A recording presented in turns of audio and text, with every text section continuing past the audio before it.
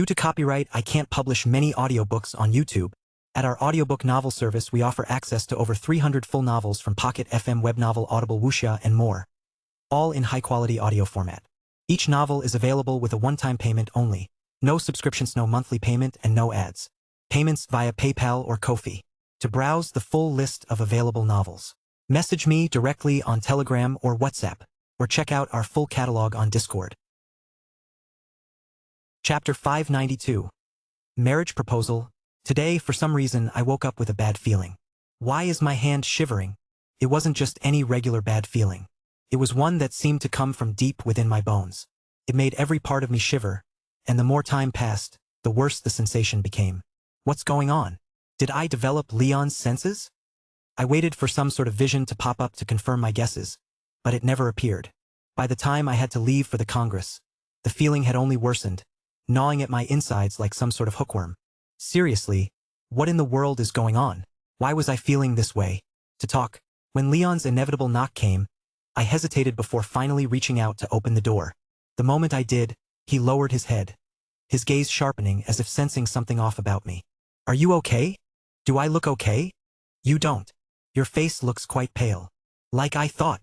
For whatever reason, the feeling continued to invade every part of my body, only growing stronger with each passing second. Could you be exhausted from yesterday? Why would I be exhausted? If there's anyone who should be exhausted, it should be you. That's true. Leon smiled wryly before tilting his head again. Then? I don't know. I helplessly raised my hands. Ever since this morning, I've been having a terrible feeling. I don't know what it is, but it's leaving me unsettled. You've been having a terrible feeling? Leon's brows knitted tightly the moment I revealed the reason for my current state. Covering his mouth, he began to mumble. There's no way, right? I thought it only applied to me. How is that possible? No, it could just be one of his whims. Whims? What was he talking about? What sort of whims did I have? Regardless, I don't know. Whatever the case is, it's not like we can miss today. The event was of utmost importance, and knowing how arrogant some people could be, my absence might easily be taken as a deliberate insult. Sadly, this was how the noble circle worked at times. Things were already kind of difficult because of the family head's absence. If not for the fact that Leon and I were more popular than him, then they could have easily have caused trouble. Unless I were on my deathbed, skipping the event simply wasn't an option. With a sigh, I adjusted my clothes and stepped out of the room. Just as I was about to pass Leon, I suddenly halted, my gaze drifting to his outfit. Specifically, the crisp new blazer and suit he was wearing. You bought a new one? I'm telling you, you could have easily had your blazer sewn back together. You know. Leon stopped me with his hand. Whatever bad feeling you're having, I hope it happens. I was taken aback. How could you talk to me like that? I am. Money has changed you. Leon clicked his tongue, his head shaking in disappointment as he turned his back on me and walked again. Slowly walking away, Leon kicked the ground while mumbling. Things would be different if I were some sort of prince, the way I'd have him executed in a heartbeat. Watching him walk away, I slowly lowered my head to stare at my hands.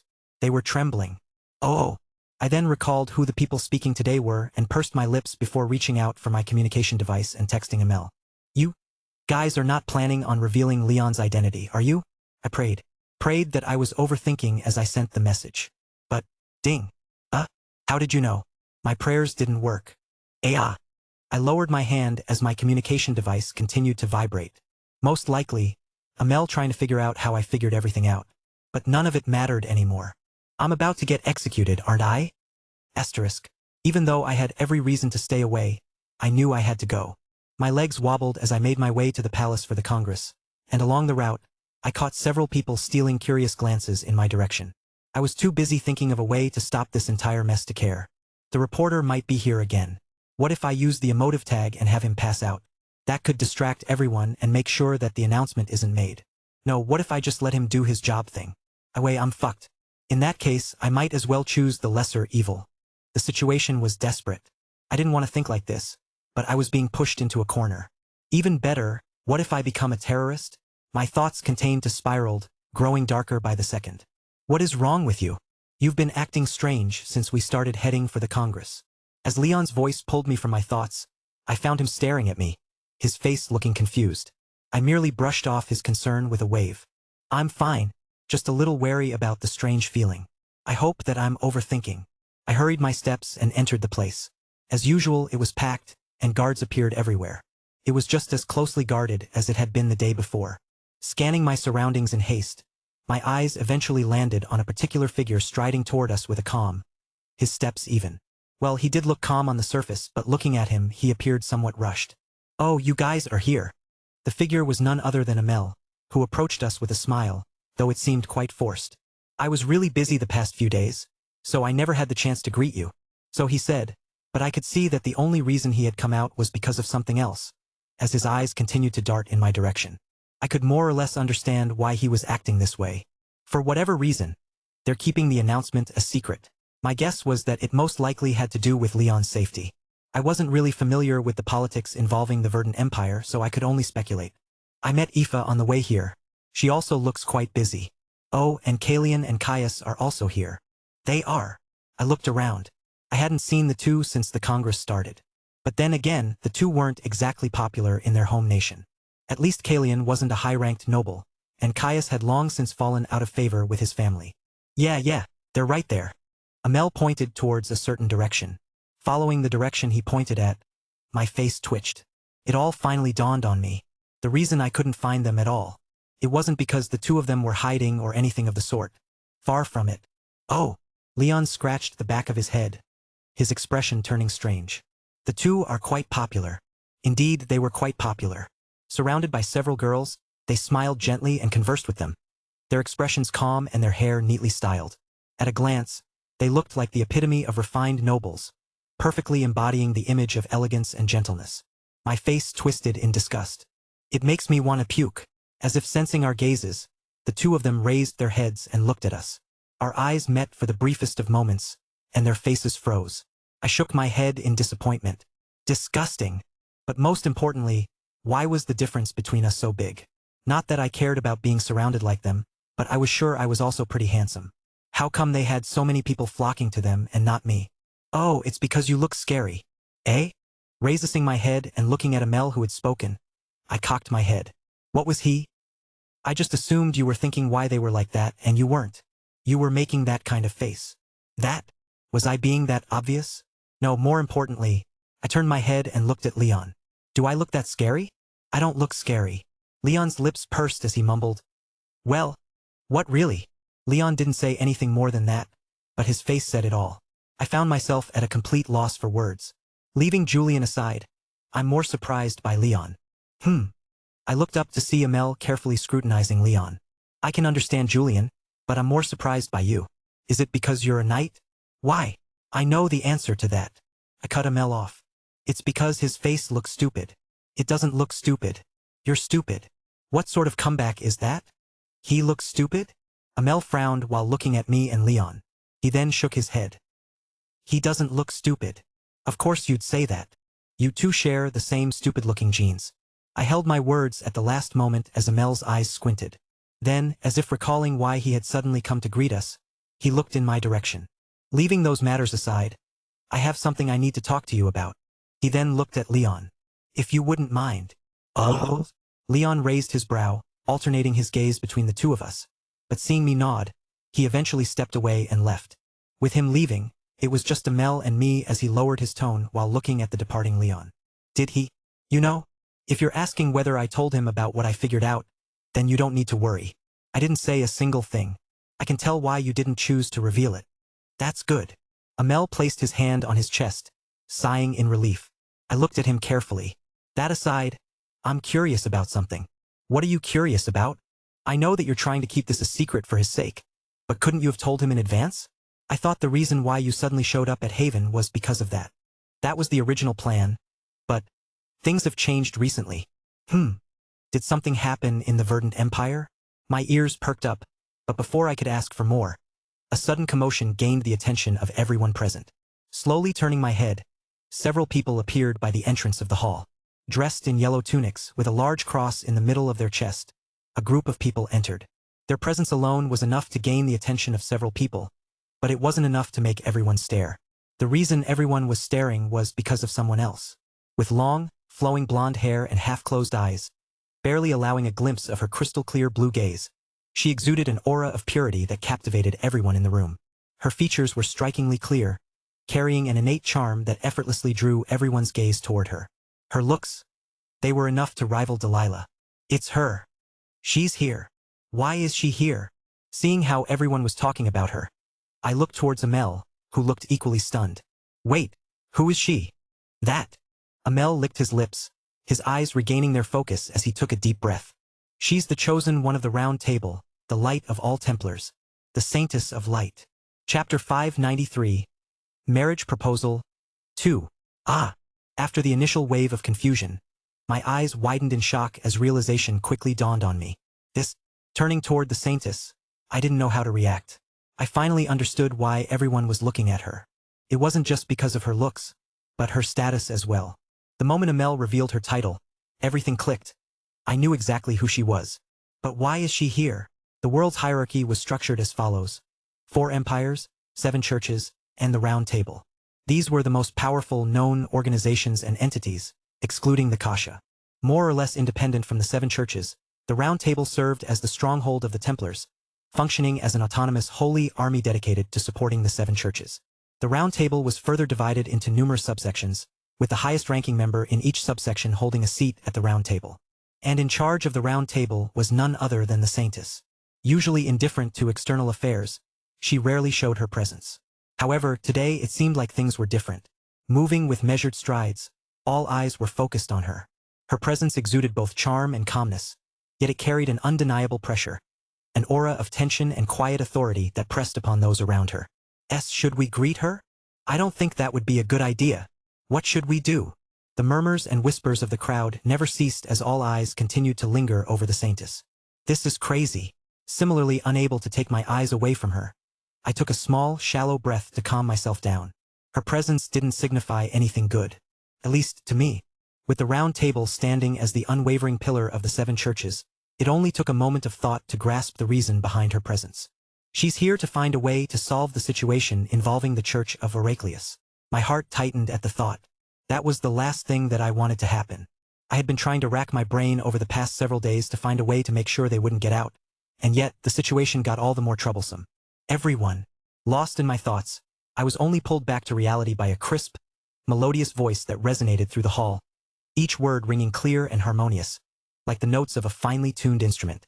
Raising my head, my eyes focused on the Saintess, a soft smile marring her features. Please do not mind my presence. I am merely here as an observer, to witness the proceedings of the Congress and clear up any misunderstandings. Proceed to the main hall as usual, and act as if I am not here. Her voice was charming, almost magnetic, and a few of the people nodded along the way. Only a few furrowed their brows, sensing the subtle trace of mana woven into her voice, prompting several to follow along with her voice. She wasn't even trying to hide it as she smiled. Did she do that on purpose, or?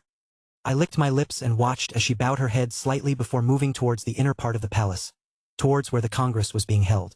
She's dangerous. How strong exactly was she? It was only after her back fully faded that the noise returned to the hall, erupting all at once. Did you see that? The Saintess is here? This is big. Hurry! Contact the guild. Tell them to bring the most expensive item that we have in our storage. We need to find a way to get on her good graces. That's the Saintess. The hall descended into chaos. Pandemonium erupted as the major powers scrambled to contact their estates and guilds, each desperately seeking ways to gain her favor. Meanwhile, reporters were in a frenzy, scribbling furiously on their notepads, writing as fast as they could so that they could get the news out fast. In general, it was a mess. Should I also try to curry favor with her? The thought did cross my mind for a moment, but then I shook my head. It sounded really troublesome, and considering the current position of our estate, I didn't think she'd be interested. In front of her, the Ivinus household was merely an ant. And it wasn't like I was all too keen on getting to know here. I didn't particularly have the greatest of impressions of those lunatics from the 7 churches. Well, I slowly turned my head toward the still stunned Amel and snapped my fingers in front of his face. Snap. Snapping out of it, Amel's eyes shook as he looked at me. I could see his mouth opening and closing as he tried to mumble something. I just waved my hand at him. Just go. This was big news for any major power. I could see why he was so flustered. Yes. He didn't even hesitate to leave as he turned around and dashed towards the inner parts of the palace. Staring at his back, I shook my head. That face he made. It was really stupid. What traumatizing genes. Ha! With a sigh, my shoulders slumped, and I slowly made my way toward the inner hall. What should have been a simple route turned out to be an irritating one as everyone else started moving in the same direction, constantly blocking my path. By the time I made it to the Congress area, most seats had been taken. Wait, that's my... I could even see that what was supposed to belong to me was taken, with Leon looking around, seemingly trying to find me. I thought about reaching out to him, but stopped. Actually, this might be for the best. Considering what they were about to announce next, I thought that this was perhaps for the best. In fact, this was perfect. This way, I could make a dip for it in case Leon turned into a tyrant and tried to execute me. Yes, this works. I looked around and headed towards the emptier area at the back, where several unfilled seats appeared. Taking a seat in one of the random chairs, I adjusted my clothes and slouched down, doing my best to blend in and appear as inconspicuous as possible. Just needed to make sure I could slip out once Leon turned into a tyrant. With all preparations in place, I waited for the dreaded Congress to begin, when suddenly, I felt a light tap on my shoulder. Excuse me? When I looked up, a plain girl with soft brown hair and blue eyes stood before me, freckles dotting her nose. Her voice was quiet, and she seemed rather timid as she gazed at me. She wore a simple uniform, and as she leaned forward, her identity card hung over my vision. Joanna Smith, reporter. A reporter? I moved a little back and allowed her to pass. Thank you.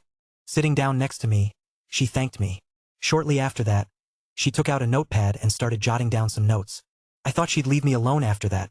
But, what is your current opinion on the Saintess being here? Looking at her, her eyes weren't even directed my way as she firmly scribbled something on her notepad. I cocked my head in confusion. Are you asking me? Ah, yes. Finally looking at me, she smiled. You're quite a renowned figure yourself. Do you have any opinion on her presence? That. What was up with this sudden, random interview? Although I was confused, I nonetheless answered. It's not like it doesn't make sense. Oh, the scribbling sound intensified. Are you saying that you were aware of the fact that she was coming? No, I wasn't aware. Then? Considering what happened a few days ago with the Church of Heraclius, it doesn't take a genius to figure out that someone from the Round Table was going to come to help them get out of the situation. Haha. If you put it that way, it does indeed seem quite obvious. Laughing, the reporter put her pen down and finally looked at me. With a mischievous expression, she looked at the Saintess sitting at the very front. She's quite beautiful, isn't she? I guess? It'd be a lie if I said she wasn't. However, staring at her, I didn't feel any sort of attraction. She seemed more like a good painting to admire. Nothing that really evoked anything.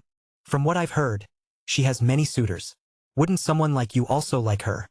Ah! I turned to look at the reporter next to me with a weird look. Why would I like her? You don't. Surprise marred the reporter's face as I looked at her strangely. She probably didn't expect me to answer that way. But it wasn't like I was lying. I don't even know her. What could possibly make me want to be attracted to her? Her looks. I'm not that shallow. The reporter's gaze burned holes in me. Why was she even looking at me like that? Wasn't what I was saying common sense? And what if she asked you to marry her? What? I cut her off and frowned. What sort of nonsense are you spouting? No, wait, why are you? Thank you all for coming.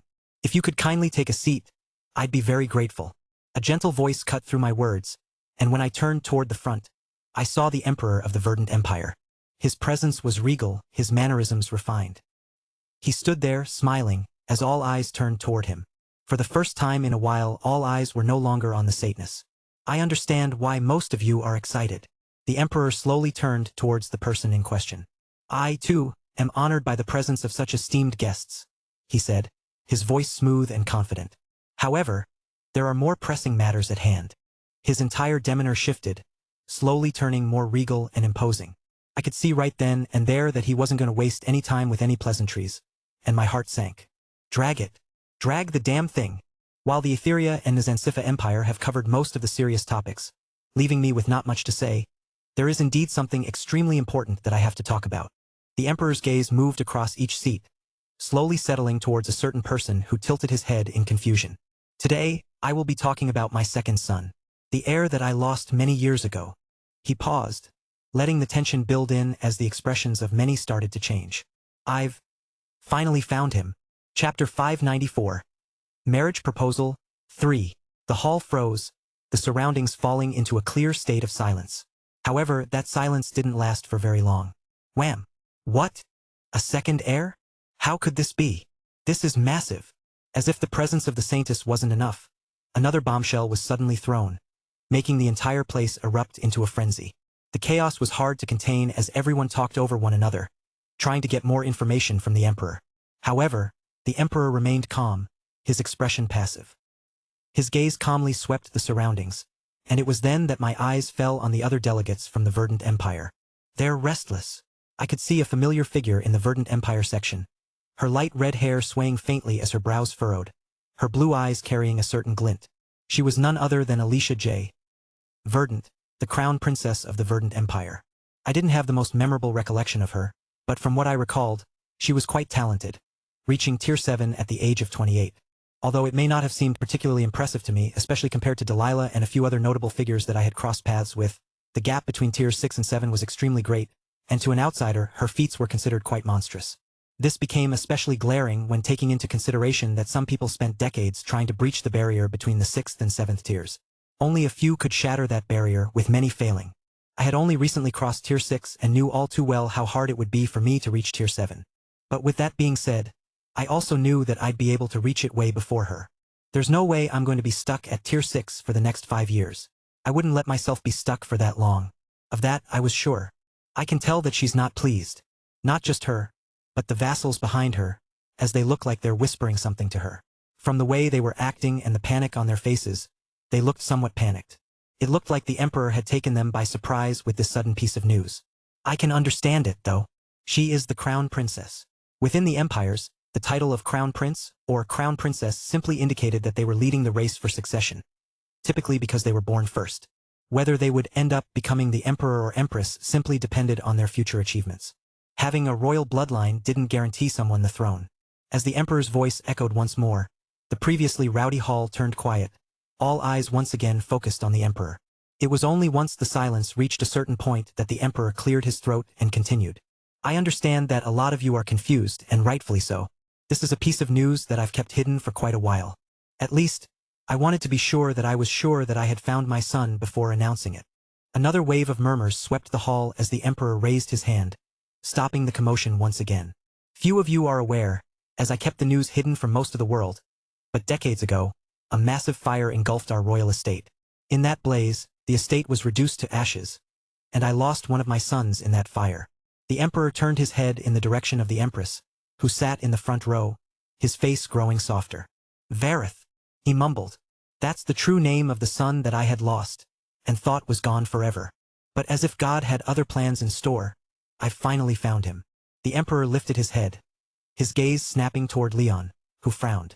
His expression was difficult to read, but I could detect hints of shock and confusion, mixed, strangely, with understanding.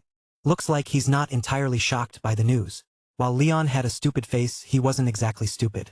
He seemed somewhat aware of his possible ties to the Verdant Empire, but also, for some reason, he didn't seem particularly interested or concerned about his past.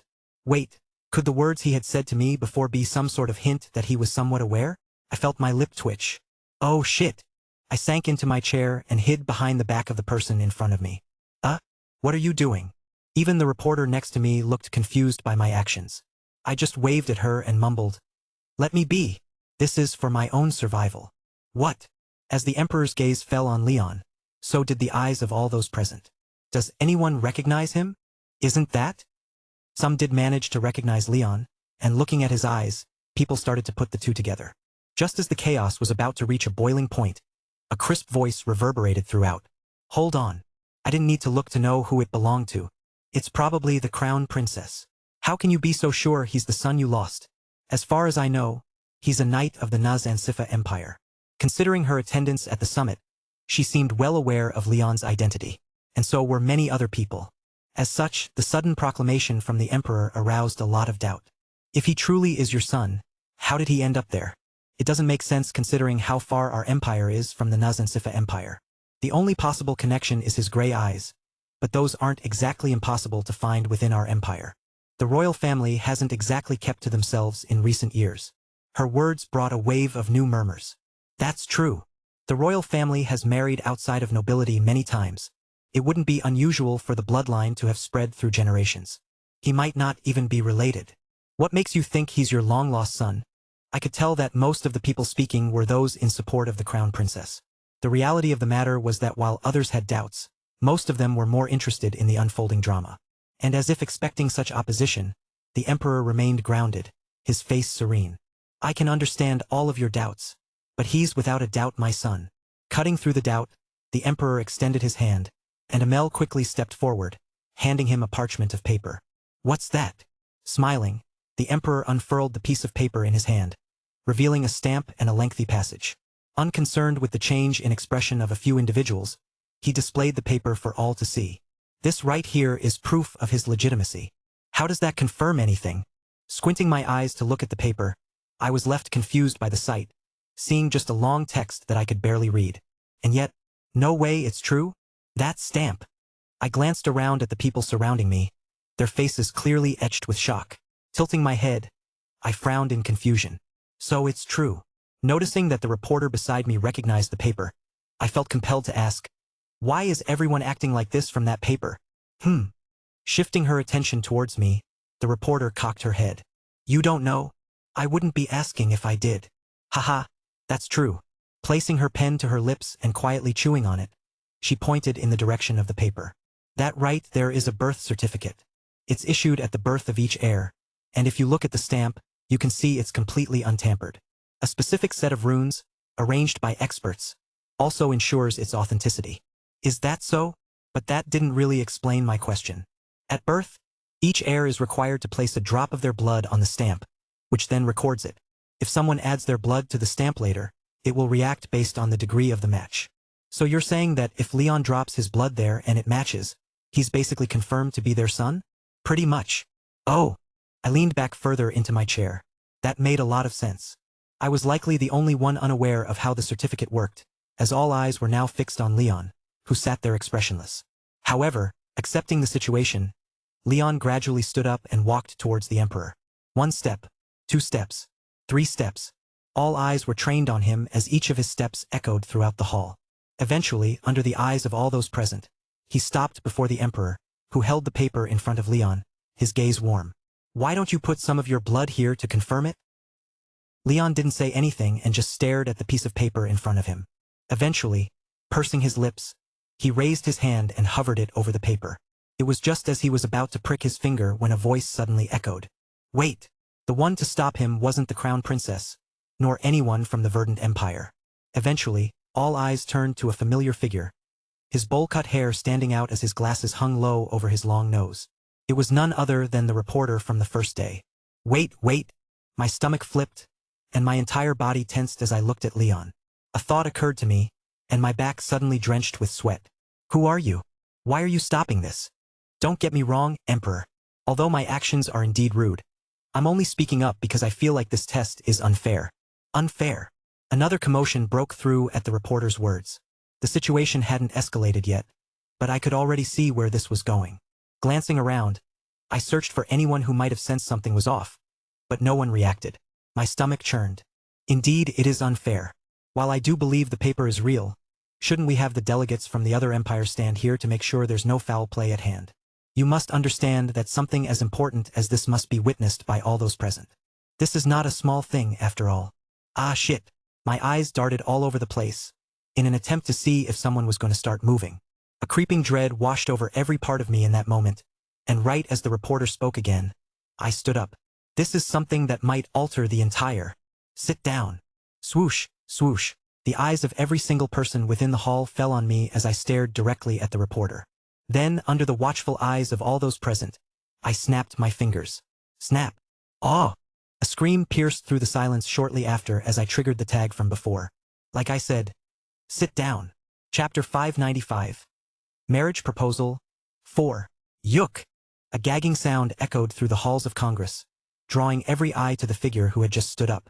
His gaze was sharp, and his expression was grave. Standing next to the Emperor of the Verdant Empire, Leon frowned. Julian? Ach!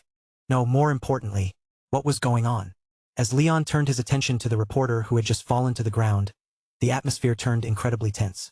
The guards were also quick to respond, quickly dashing in Julian's direction and pointing their weapons at him. Stop at once. Take a step and we will attack. In just a matter of seconds, he was surrounded from all sides. But in spite of their fast reaction, None of them were able to stop Julian's actions.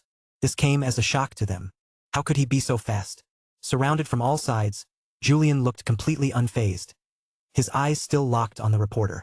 Eventually, his lips parted, his voice echoing throughout the hall. He's a spirit user. A spirit user? What did he say?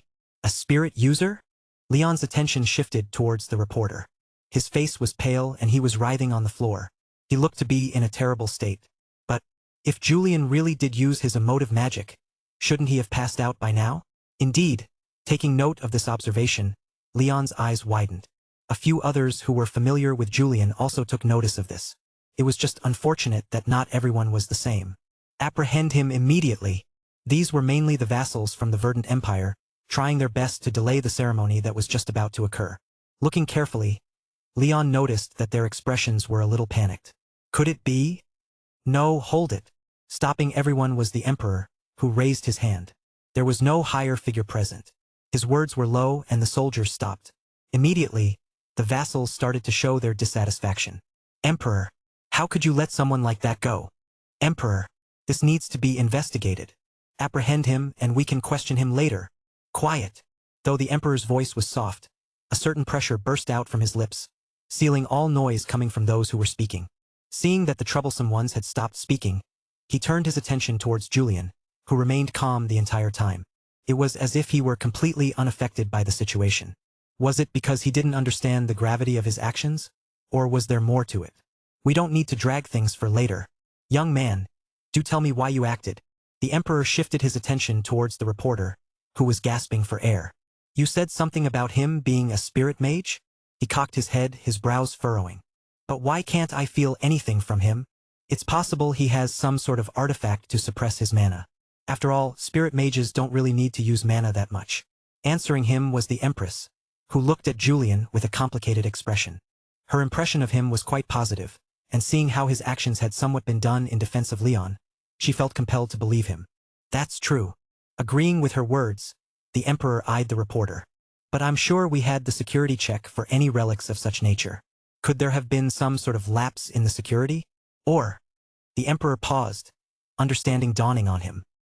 He was just about to speak again when Julian opened his mouth, his voice cutting through whatever word was about to leave the Emperor's mouth. He should be dead by now. What? Julian's words were obviously met with a series of whispers, the faces of a few changing. What did he just say? Leon, accustomed to Julian's bluntness, could only hide his face in his hands. There were countless ways to phrase that explanation, yet somehow Julian had chosen the absolute worst one. At this point, I feel like he's probably doing it on purpose. Even if he asked, Julian would just gaslight him into thinking he wasn't. He was. Hold on a moment. Raising his hand again to quiet down the people around, the Emperor's eyes narrowed. You said he should be dead by now, what do you mean by that? It's exactly as I said. Julian replied in his usual blunt tone, his gaze falling on the reporter. The reason he's down is because of my emotive magic. I previously noticed that something was off with him and placed a tag on his body. I used it just a few moments ago. The fact that nobody was aware of it suggests that none of them checked his body when entering the palace. Does this sound normal? If he were really a regular person, my tag should have been enough to completely fry his brain. And yet, he's still alive. The hall turned silent again. While Julian had some fame to his name, with most of the figures present aware of his identity, they only knew superficial information about him. They knew his emotive magic was powerful, but to the extent of frying the brain of a regular person? What sort of nonsense is this? That's impossible. How arrogant. Immediately, the hall erupted in a frenzy of curses and words. For obvious reasons, the more vocal ones were the ones who were desperately trying to delay the ceremony. Emperor, you must not believe his nonsense. From how loudly they were speaking, their motives were too easy to see. And the Emperor was no fool. He could see right through their motives and raised his hand. Quiet down. Understand what sort of place you're in and act accordingly. It was only when he spoke that everyone settled down. A few of the nobles were restless, but the Emperor's authority was unquestionable. I can understand everyone's perspectives, but like I said, there's no need to delay anything. We can solve everything here and right now. The Emperor slowly turned his attention towards an unexpected figure. Leon, I'd like to hear your opinion. Mine? Feeling the Emperor's warm gaze, Leon felt a little bit burdened. While this situation wasn't completely unexpected to him, having guessed a few bits here and there, he was still quite shocked. But it would also explain a lot. Especially since the Emperor did mention something about a burning mansion. Of his faintest memories of the past, he recalled the burning of his house. It was just unfortunate that all prior memories before that were completely gone from his mind. Yes, Vi, mean Leon. I'd like to hear your opinion on the matter. From what I've gathered, you should be quite familiar with Julian. Do you think he's lying? Leon stood silently, his head slowly turning in the direction of Julian, who just very subtly flinched. In that moment, even though Julian tried his best not to show it, Leon saw it. Fear. A true innate fear came from Julian as his eyes practically seemed to be begging him. Spare me. I've treated you well all this time. I've never done you any wrong. Think about all the times I've been so nice to you. This was what his eyes seemed to say, and the more he read into his eyes, the more his brow furrowed. Treated me well? Leon had lost count of the many times he had called his face stupid, alongside threatening to sell him. He had also called him useless many times in the past. Not only that, but the number of times he had threatened to fire him too. He should be executed. The more Leon thought about Julian, the more the thought of execution became relevant in his mind. Let's not forget how he also traumatized me when we were young, and killed me. Indeed, Julian should be executed. But not yet. Leon knew that he had to savor his moment, and now wasn't the time. With a sigh, he nodded his head. Yes, he's more than capable of killing someone with just his emotive magic. That's impose. Stop. The Emperor cut through the first sign of opposition as his hand raised. Then, shortly after, he turned to look at Julian, nudging the guards next to him. Bring him here. The guards followed the Emperor's command as they closely eyed Julian, who calmly made his way towards the Emperor. But just before he could get close enough, he was stopped by the guards. This is far enough. Julian could only comply with their words, turning his attention towards the Emperor, who turned his gaze towards the opposing nobles. A smile marred his features shortly after. Who here would like to volunteer? What? Volunteer? What for? Isn't it obvious? The Emperor pointed at Julian. Since all of you doubt his words, we shall have them tested, right? Have someone come up and test his emotive magic. If any of you can resist it, then I'll stop the proceedings at once and reschedule it for later. How does that sound? The eyes of the several nobles lit up at the sudden suggestion. All we need to do is resist it, right? One of the nobles stepped up. He was a rotund man with finely trimmed black hair, wearing an elegant green robe. His presence was quite imposing. He was, in fact, Cameron J. Moreland, the Duke of Westville of the Verdant Empire. Renowned for his formidable Tier 7 elemental magic, he was regarded as an esteemed mage within the Empire. Perhaps not at the top of the food chain, but reasonably high. Yes, that's all you need to do. The Emperor smiled, nodding his head calmly. At the same time, he turned to look at Julian. You should be able to handle him, right? Julian didn't answer immediately, turning his attention towards the rotund man. Then, with a faint nod, he said, Yes, no problem. Arrogant. Duke Moreland spat, his expression darkening. Without hesitation, he took off his robe and handed it over to one of his attendants. Without wasting time, he walked over towards Julian and stood right in front of him. He stood a head shorter than Julian, but at the same time was wider than him. Furthermore, from the way he was looking at Julian, his disdain was evident for all to see. Without even considering his image, he placed his finger on Julian's shoulder and pressed down with force. You should be. Julian's hand reached for his face before he could get any word out. Then, under everyone's shock, he mumbled. Fear. All noise ceased. Silence. And then, thump. A body fell to the floor under everyone's shocked look. What followed were Julian's cold words. Are you kidding me? He looked at the Emperor, almost offended. This guy has the mental capacity of a child. Were you trying to get me to kill him? His words were met with even more silence as everyone found themselves unable to believe the sight before them. This was a Tier 7 mage we were talking about. Not just any regular mage. Not even a word, a scream, or a change. He just passed out like that. How could nobody be shocked? And just when the atmosphere seemed to stand at a standstill, a sudden clap broke through the silence. Clap, clap. From the far end of the hall, a young girl wearing a reporter badge rose to her feet, her expression brimming with amusement. Amazing! Wonderful! Everyone's attention fell on her, the previous silence shattering. Who is she? Why is she standing up like that? A mere reporter? Oh, ah! As if overhearing the murmurs from those around her, the young reporter scratched the back of her head, putting on an embarrassed expression. Oops! It looks like I got a little bit too excited. Well, I guess it doesn't matter. I've already found what I needed to find. She retrieved the badge from her neck, and instantly, her form began to change. Her hair lengthening, her complexion smoothening, and her eyes transforming into brilliant, crystalline orbs. What? How could this be?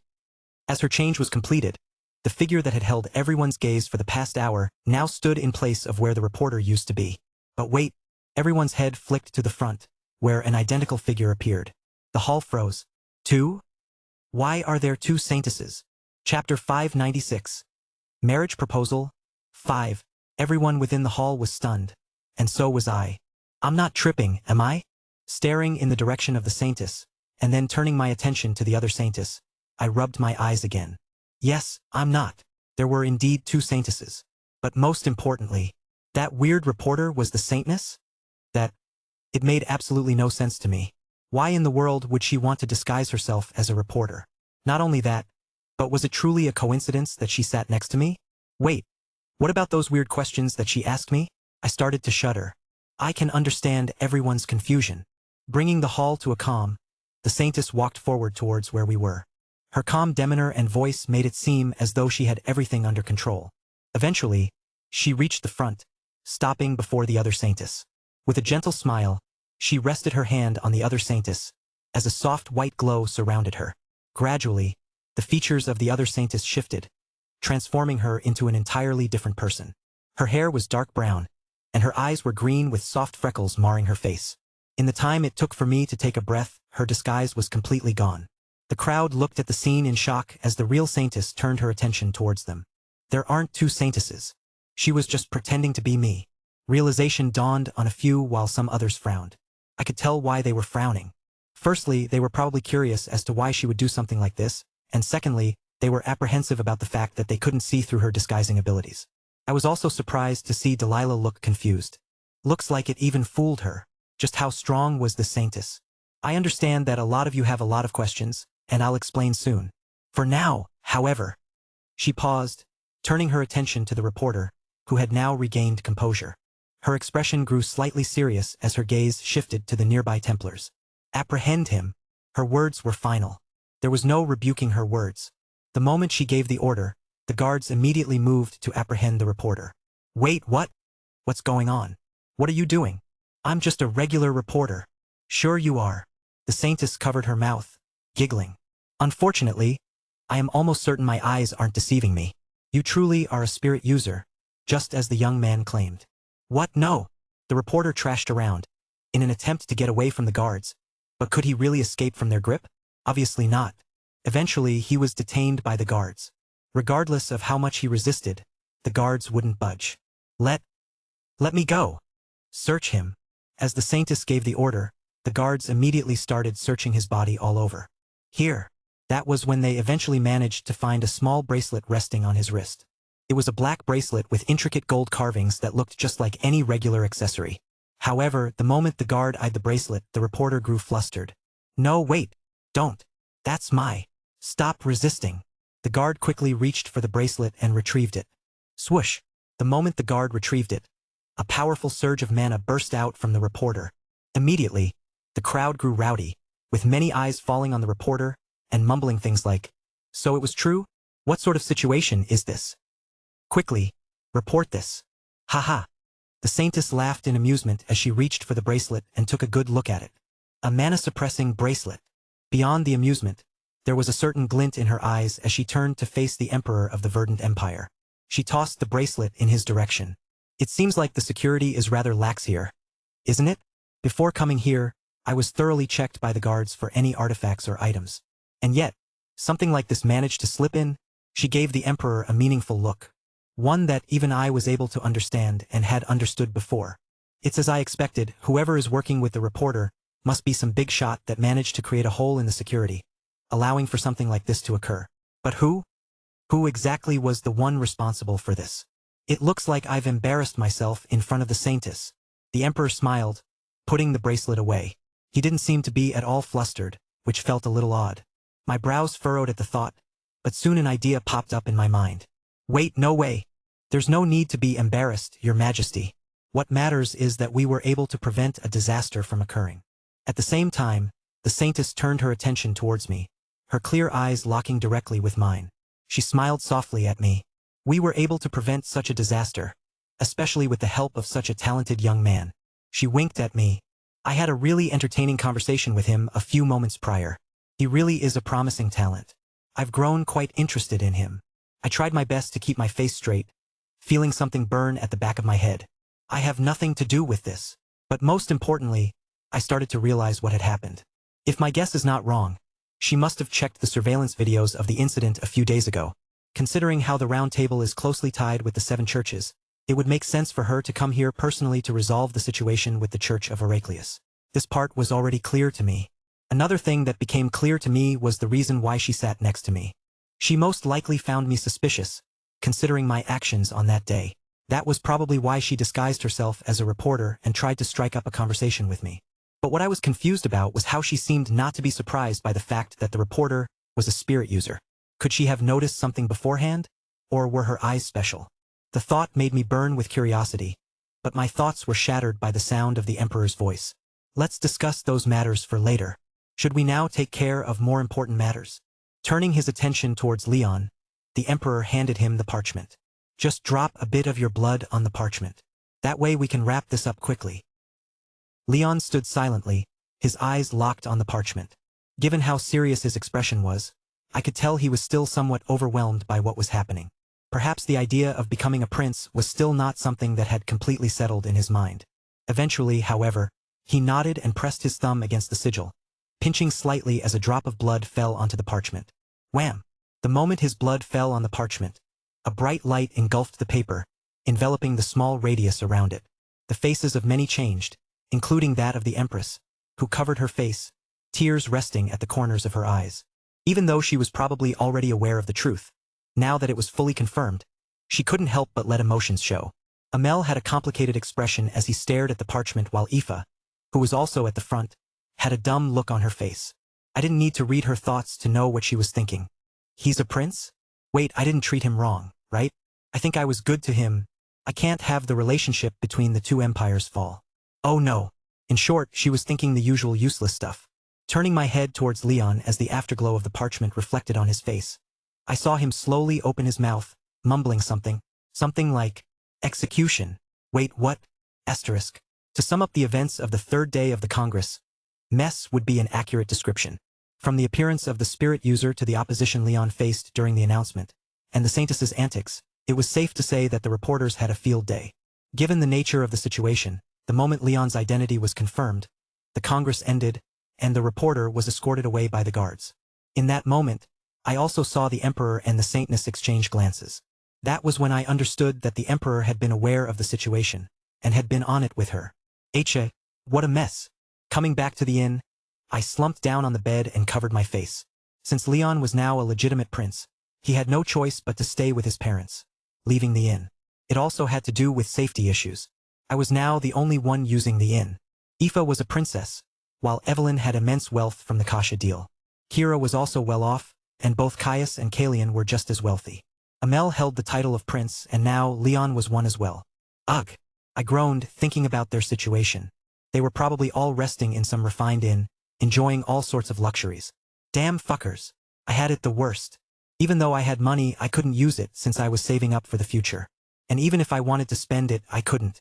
According to the family head, I had to make it look like our family was struggling. This was so that his plan would work. Who? I covered my face with my hands while expressing a groan. There's also the fact that I probably can't do anything about those from the Church of Heraclius from getting released. The reason why the Saintess had come in the first place was because of them. With the spirit user now apprehended, they were most likely going to be cleared. That was going to lead to something troublesome for sure. And for that reason, I needed to make preparations in advance. In fact, I should probably do it now. I sat up in my bed and prepared to head out when, hi! A certain figure appeared before me, her crystal eyes falling on me. We meet again. Chapter 597. Marriage Proposal 6. I wasn't even surprised by this point. Everyone just loved to come and go in my room without even asking for my permission. At this point, what was even the point of keeping the door closed? Might as well just keep the door open to let everyone in. Not like it would make much of a difference. You don't look very pleased by my appearance. Is it because I came in without you knowing? So you do know. At the very least, she seemed self-aware. Is that so? I apologize for the inconvenience. Though she said that, she still moved towards the nearby chair and sat down. I could only stare at her with a baffled look. She winked at me. Charmed by me? Seeing the way you're looking at me, I don't think I'm too far off, right? Ha! I felt my head throb. The more I interacted with the saintess, the more I felt like throwing up. She was beyond shameless. Yes, a lot. I dismissively waved my hand, making sure my sarcasm was clear. If anything, I feel repulsed. She was like a fox. An annoying fox with no sense of shame. Oh my, how sweet of you. The more she talked, the more repulsed I became. Her personality seemed carefree, but at the same time, recalling the prior events, I knew that this was merely a front on her end. And the fact that she showed up at my room meant that she wanted something from me. What is it that you want? Considering that you're here, I take it that you're curious about something. Jumping straight to the point, aren't we? In that case, I'll also get straight to the point. The smile on the Satanist's face grew a little more serious as her demeanor shifted. It was so sudden and unexpected that I was almost thrown off. With a wave of her hand, a sound barrier manifested around us. How did you manage to figure out that the reporter was going to act first? So it's that again. I was just about to open my mouth and reply when she cut me off. Don't give me any nonsense about your little friend's instincts. The Satanist's eyes squinted, her body leaning closer to me and staring me straight in the eyes. If I had to make a guess, I'd say it's because you saw something, right? As if the air had been sucked out of my lungs, I could only stare at the Saintess with an incredulous look. What sort of... Ha! She smiled, staring at me with an impressed look. Your face hasn't changed much. I've met quite a lot of people, but you're one of the few whose poker face I find hard to read. I've had my fair share of practice. Ha ha ha. Her crisp laugh quietly echoed across the surroundings. I can see. She seemed rather amused. Or at least, for the next several seconds before her entire demeanor shifted again. You're somehow related to Heraclius, correct? Yet again I found myself unable to breathe. You know, I'm not the Saintess of the Round Table for nothing. I'm rather sensitive to matters related to the 7 churches, and considering the interest those of the Church of Heraclius have shown to you, I'm inclined to believe that you and they are related. She pinched her chin and leaned even closer. Her face was now just a few inches away from mine. Given how the two of you reacted almost as though you had foreseen everything in advance, I'm very inclined to believe that this is the case. The Saintess smiled, finally pulling her head back. And that brings us to why I think you saw something in advance. You. Her eyes squinted. You can see the future, can't you? I pursed my lips then, unable to find any words to reply to her. She just sat there, staring at me with a thin smile on her lips. In that moment, it felt as though she could see through everything. I knew that anything that I said would quickly be dissected by her, and that lying would only be detrimental to me. Since she's closely related to the 7 churches, does that mean that she's going to forcefully take the blood away from me? I grew tense at the thought. If that were really to be the case, then there was no way for me to defend myself. She was stronger than me by quite a margin. My heart pounded inside my chest as I forced myself to remain collected.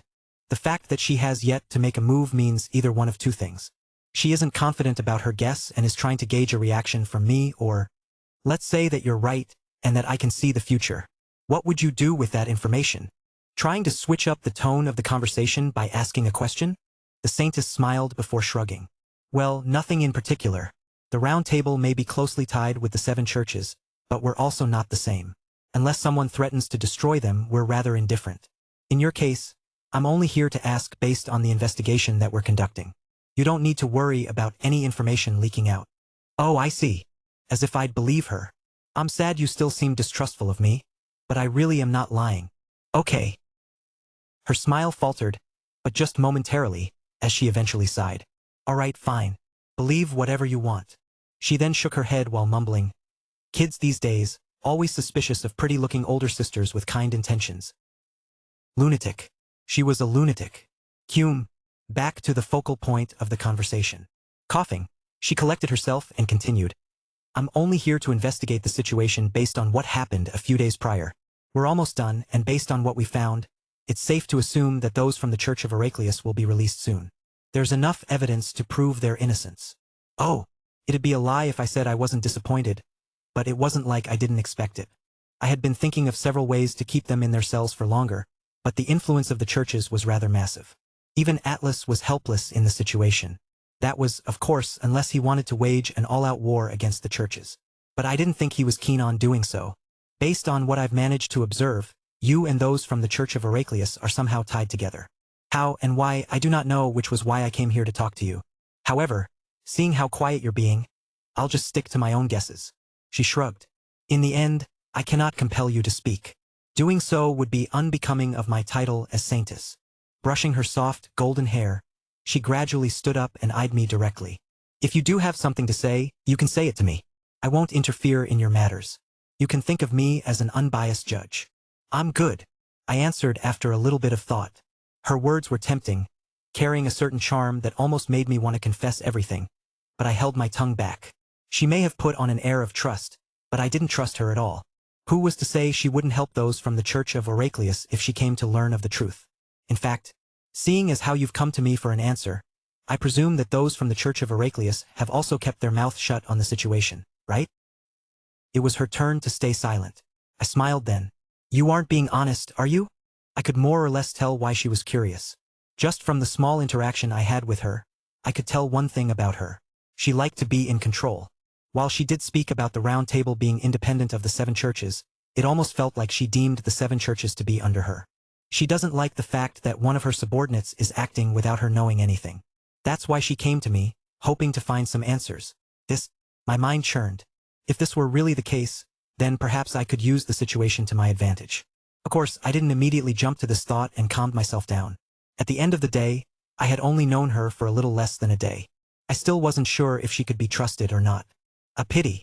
The Saintess stood up from her seat and waved her hand, canceling the sound barrier. Suddenly, she lifted her brow as if sensing something and leaned her head closer to mine, her soft breath pressing onto my face. Say. About what I said earlier, what do you think about marrying me? What? Seeing her demeanor shift again, I looked at her strangely. Then, just as I was about to speak, she pressed her finger against my lips. Thinking about it. If you end up marrying me, nobody in the world will ever cause you trouble. I know you're really talented, so if you had someone protecting you at all times, you'd be able to grow without a problem. She spoke each word in a whisper, her voice extremely seductive. But I wasn't moved. I could tell with just a glance that she wasn't being serious with her offer. Not that I would take it. In fact, I would rather die single than be with her. Then again, it wasn't like her offer wasn't tempting. As she said, it would indeed make those from the Church of Heraclius back away. The same could be said for the inverted sky. However, yeah, I'm good like this. I can't say your offer isn't tempting, be you? Ho ho, so you're tempted. Cutting me off, she laughed, seemingly pleased and unable to notice my clear attempt at refusing her offer. No, perhaps she knew and just cut me off before I could do so. Did she not want to get rejected so badly? I guess my charm never fails. Winking at me, she moved even closer, whispering next to my ear as I frowned. Just as I was about to push her away, she moved back, hands in the air. Well, it was a nice conversation. Can't say I'm not flattered about you wanting to accept the offer. So when the time comes, we can arrange a wedding between the two of us. She then blew a kiss my way. I'll be off then. Her figure faded shortly after that. In just the span of several minutes, she came, brewed up a storm and left. Recalling everything that had happened, I felt completely drained. How exhausting. I hope I never get to meet her again. Ha! I sighed while mumbling. She was kind of beautiful though. I stopped then, noticing a figure standing in the corner of the room. Her obsidian black eyes were locked on me, her face expressionless. Ho, it's you. I covered my heart when I realized who it was. Seriously, why does no one just come to my room the regular way? I bitterly laughed. You saw that? I'm getting married, apparently. I shook my head. How ridiculous. Reaching out for my pocket to take a chocolate bar I had saved up for when she would inevitably come, I was about to casually mention what had happened to Delilah when her soft voice whispered in the air. Why? For some reason, her voice sounded a little different than usual. What? Why? I raised my head to look at her. Wah! It was also then that I stopped mid-motion. I stood frozen, my entire body locked in place as the scene before me burned itself into my memory. Her expression. That lost and lifeless expression that seemed similar to the one I had seen in her past. It was present as she looked at me. Why? She asked, as her eyes turned even more hollow. And then I saw it. That minuscule, crystal tear that streaked down her cheek. Why? She asked again, and as I opened my mouth to respond, I found the words stolen from my lips. I couldn't speak. Seeing her like this, I felt the very air get squeezed out of my lungs as I reached out to her. But by the time I did, Why? It was too late. Her figure faded. Chapter 598. The way she looks at me when the fourth day of the Congress rolled up. I didn't sleep a single wink. My thoughts kept drifting back to the events of the day before, and each time they did, a sense of restlessness grew in my mind. Why did she react like that? I mean, she was present. How much did she hear? I was clearly joking. I didn't think she'd react like that. My thoughts continued to spiral with each second that passed. I stood up and took a look at my own reflection in the mirror. I looked disheveled. One of the few times I had seen myself like this. I can't go like this. Furthermore, considering how the event was going to start in an hour, I had to quickly get ready. But it was just that. I really didn't feel like going. Every part of me felt drained, and all I could think about was trying to find a way to clear up whatever misunderstanding had occurred. I had lost count of the number of times I had simulated the scenario in my mind. Each time, I found myself explaining clearly and in detail that the only reason I said I was tempted was because of the problems I had with those from the Church of Heraclius and so on. I wasn't actually interested. I wasn't. Yes, I have to make that part clear. Ugh. I ruffled my hair into a mess before leaning closer onto the sink and staring at my own reflection. Why am I even thinking so much? This should be easy. I was acting like an idiot for nothing. I took a deep breath and calmed myself down. The lack of sleep was really starting to affect me. There's no need to overthink things. Delilah was going to be at the venue of the Congress. Before the event started, all I needed to do was walk up to her and explain things to her. At the end of the day, she was still the chancellor of my academy. Even if I walked up to her, nobody would really bat an eye. Yes, that's the plan. I looked down at the sink and washed my face. Then, slapping my cheeks, I headed out of my room. Asterisk. It's crowded like usual. Upon arriving at the White Palace of the Congress, I was greeted by a long line of people, each one waiting their turn to enter the venue. Considering the lapse in security that had occurred, they had made security even stricter. For that reason, entering the venue took a lot longer than before. Maybe I should have asked Leon to help me out here. He was a prince after all. Wait, Aoife too. But she's kind of useless. Next. Thankfully, the line was rather quick, and it was soon my turn. I did a couple of turns as they searched my entire body before finally letting me in. I was greeted by the same familiar hall, and I quickly scanned my surroundings in search of Delilah. She should be here somewhere. No matter how hard I looked, I couldn't find her. Given the size of the crowd, it wasn't too surprising, but she usually stood out so much that missing her felt almost impossible. In fact, her presence usually garnered as much of a reaction as the Saintess did during the first day she came. Has she not arrived yet? Or is she deeper into the palace? I looked around before heading deeper, towards the main hall where several people were already present. And soon I saw her. Standing in front of her father, she appeared to be talking with a few other people. I sighed in relief once I saw her. At the very least, looking at her, she looked normal, as if what had happened the day prior had never occurred. I was just about to walk up to her when a certain voice reached my ears from behind. Well, well, well. It was an annoying voice, one that made me frown as I turned around to see a pair of gray eyes in the distance. I froze the moment I caught sight of him. What in the world? Leon strode toward me, dressed in a lavish black outfit adorned with intricate golden patterns that likely cost a small fortune. Each step he took seemed to draw the eyes of everyone around him, and as he stopped in front of me, I covered my mouth. Oh my God. Impressive, right? These clothes. And here I thought you couldn't look dumber. Holy shit. Now I can't even tell if you really just look stupid or are stupid. There was a clear look of hatred in Leon's eyes as he looked at me. He looked like he a murderer. Did you fork? Don't give me that nonsense. The two of us both know you can't execute me. It would be a diplomatic mess. From murder to serial killer. Leon's eyes changed that much. I looked him up and down.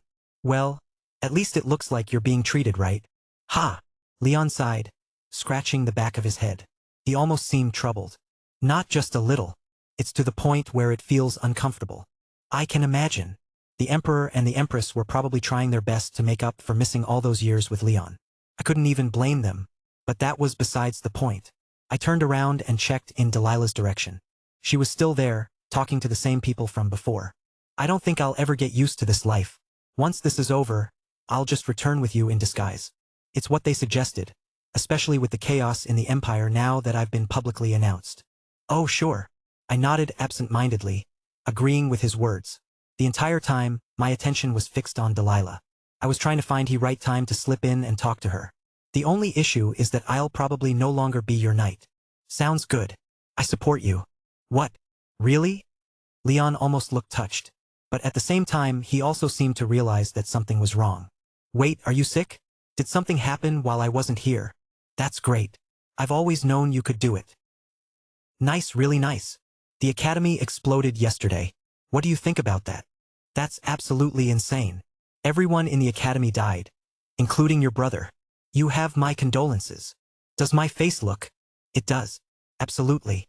You. Sorry, I have to go. Seeing the people move away from Delilah, I took the chance to move away from Leon and walk towards her. Who? I took a deep breath as I made my way towards her. It's not a big deal. Just have to clear the misunderstanding. That's all. This wasn't a misunderstanding that was hard to clear up. All I had to tell her was that I was merely joking and I wasn't going to get married. At the same time I neared her, I reached out for my pocket, the tips of my fingers brushing against the chocolate bar I had saved up for her. Soon, I managed to reach her, and as her back was turned towards me, I hesitated. It was during that brief pause that a certain head turned and spotted me. Oh, you look familiar. My stomach dropped the moment I saw the central head greet me. His long white hair neatly arranged in a ponytail, as Delilah similarly turned, finally taking notice of me.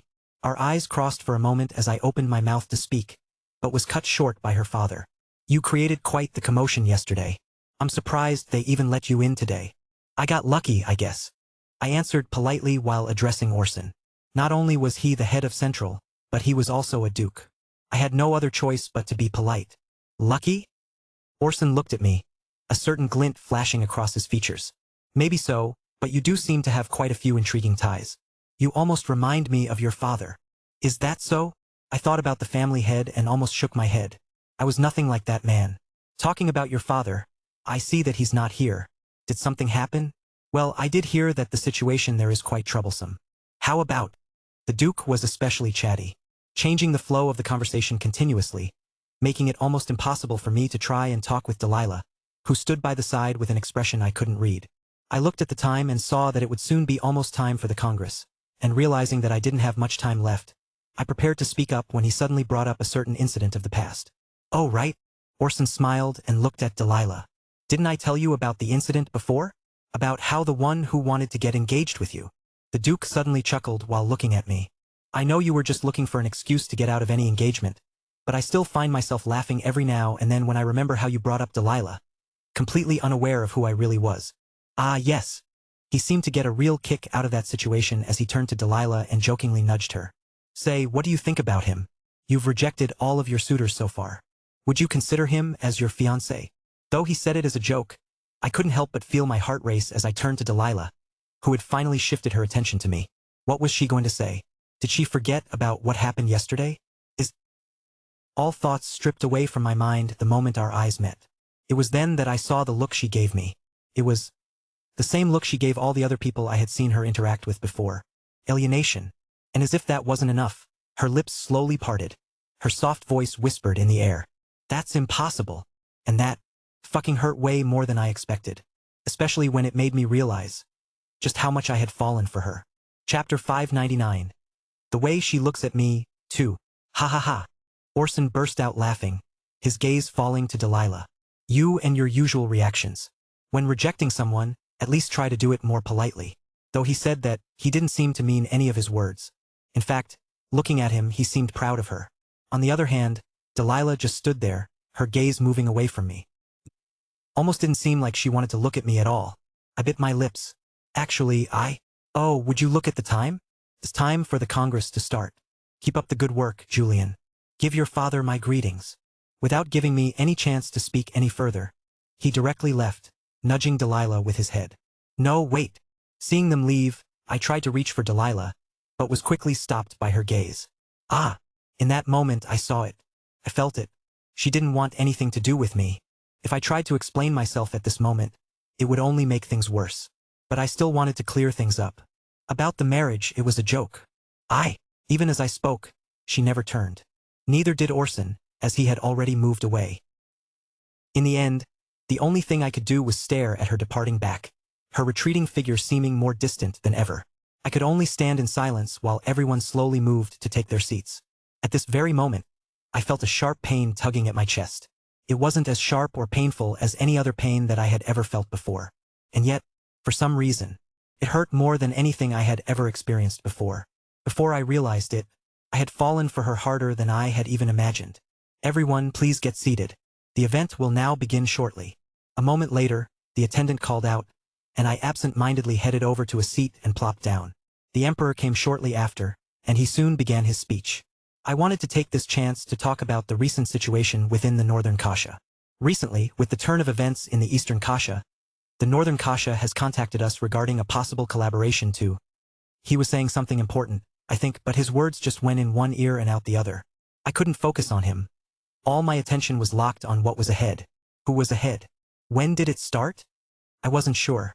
I had been so focused on my goal that I hadn't had the time to properly focus on myself. But it wasn't like I was unaware of my feelings or hers. It was just that I continuously denied them or put them at the back of my mind. My goal came before anything else. This was how things were supposed to be, how they should have been. And yet, I need to get her to listen to me. Why won't she listen to me? I found myself unable to think about anything but her, about the situation and how to resolve it. It was consuming every little thought of my mind, making my chest grow light. I was anxious to clear everything up, to make her realize I was merely joking. But that was the problem. The current her. It didn't seem like she wanted to listen to me at all. Or was this the truth? Would she actually not listen to me? Ha! I let out a long breath, leaning my head back and blankly staring at the ceiling. I think I'm just scared. Scared of my own feelings and the future. Could I even hold onto these feelings of mine? Could I even be allowed to be happy? I thought about the answer long and hard. If it were the me of the past, I would have immediately dismissed the thought. I had never truly been happy in my life. From my parents' death to my disease and raising Noel. While I now knew there was more to it than my memories showed, I knew that in those times, I had never been happy. My life, it was such a pain. I couldn't live like this anymore. I understood this ever since coming here. I couldn't let what I wanted to slip away from my fingers. I just can't. Clenching my teeth, I took a deep breath. Right, I can't. I lowered my head to stare at the front again, towards her back. Pursing my lips, I closed my eyes. I'm sorry it's taking me so long. The fourth day of the Congress eventually came to an end. There was only one day left until the Congress came to a close. I tried reaching out for Delilah, but that simply proved to be an impossible task. She was actively avoiding me. Hard as I tried, I couldn't get hold of her. Ha! Coming back to my room, I came in hopes of possibly finding her here, but that was merely wishful thinking on my part. I sat down on the bed and covered my mouth. What do I do? I slowly reached for my pocket and took out my communication device. I stared at her contact and tried to say something, but stopped. I had already tried contacting her before. The moment she left, I tried, but it was no use. She didn't even look at my messages. In the end, the situation seemed hopeless. So this is where you were. A voice suddenly echoed within the room, prompting me to raise my head as a figure appeared from out of nowhere. He was dressed in a white tunic, featuring an eye intricately embroidered in the center. I am here on behalf of the saint. Have you thought about the offer that he has proposed to you? Offer? Yes. The man nodded, his eyes calm. He has sent me to ask you if you have considered it. Recently, his mood has been great as he has just been released from confinement. He heard that you were a great contributor to helping him get out. As a result, he believes you will give him some good news. Good news? I almost laughed upon hearing his words. He, of all people, understood my current stance. There was simply no way for me to hand over what belonged to me to him. The fact that he had sent someone over to my room directly meant only one thing. He's just trying to get a rise out of me. Or more specifically, he was planning on taking action. Listen. I covered my face, trying my best to keep myself rational. Now is not really a good time for this. Tell him that I'll meet him tomorrow or some other day to discuss this. I have other things that I have to attend. You do not. The man's voice came out flat, as though whatever I had planned was meaningless. In his eyes, I was merely someone beneath him. Someone who should be lucky to even be talking to him. You have only two options. You comply with the saint's demand, or we will force you to comply with his demands. There is no other option. No other option? I looked directly at the man in front of me. It was also then that I felt it. Slowly turning my head, I saw several shadows appear from out of nowhere, surrounding me on all sides. I was trapped. This really isn't a good time. I ruffled my hair. Things just continued to get worse and worse for me on this day. The saint anticipated the possibility of you rejecting the offer. For that reason, he asked us to personally escort you to where he is. Please do not make things hard for yourself and just listen to commands. Ha! I let out another long breath, feeling my toes curl and my chest grow heavier. Wouldn't things be much easier if he just came to me? How about this, have him come here and let me talk with him. If he comes, I'll see to discuss an agreement with him. That is not possible. The man answered, inching closer to me. We have strict orders to bring you to where he is. Do not make things harder for us. Harder? I held tightly onto my chest, feeling the heavy feeling from before growing even heavier, and the blood in my body flowed even faster. My lips eventually parted open. My day. It hasn't exactly been the best today. Raising my head, I looked at the man in front of me. In fact, it's been horrible. So bad that I am so close. So very close to snapping. I pointed at my temple. I've never snapped before. Even when I was tortured to the point of ripping my own hair out, I hadn't snapped. Even when I had cancer and slowly found myself dying, I hadn't snapped. Even when I had been subjected to several months of torture, continuously pressing the first leaf, I hadn't snapped. My voice rose unknowingly. I've always had exceptional control over my emotions and my mind. So when I say I've never snapped, it's not because you should test my limits for your own sake. No. I shook my head, slowly getting to my feet. I'm saying it because I don't fucking know what will happen if I snap. A brief silence followed as the man stared at me. Then, smirk. A sly smirk tugged at the man's lips as the shadows around me deepened, revealing figures dressed alike, their eyes fixed on me. Like I said. The man spoke, his voice low. You don't have an option. Slowly turning my head behind the man, my gaze fell on the mirror resting behind. I watched as I saw my face twist beyond anything I had ever seen before, the muscles on my face squeezing as I brushed my hair back. Was that me? Well, fucking done. I locked my eyes with myself in the mirror. A pair of bloodshot eyes stared back at me as my mind suddenly grew blank. That was the last thing I remembered before pressing down on the first leaf. On that day, I snapped. Chapter 600. What it means to snap one. What does it mean to snap? To snap is to see red. To forego all notion of self-restraint. To destroy with complete and utter disregard for one's physical and mental toll. Julian was usually always capable of maintaining self-restraint. However, at this very moment he snapped. All semblance of reasoning faded away from his mind, and he pressed onto the first leaf. To those from the Church of Heraclius, no time may have passed, but for Julian quite a bit of time had passed. His eyes turned even more bloodshot as he looked around him before settling his gaze on the one in charge. He could see that most of the people present weren't that much stronger than him. In fact, a lot of them were weaker than him at around Tier 5. Considering how difficult it was to reach Tier 5, it made a lot of sense. Not everyone could create a domain, but there were a couple of people who did feel threatening. One was the deacon in front of him, and the other was somewhere within the room, hiding. Lurking. Smirk.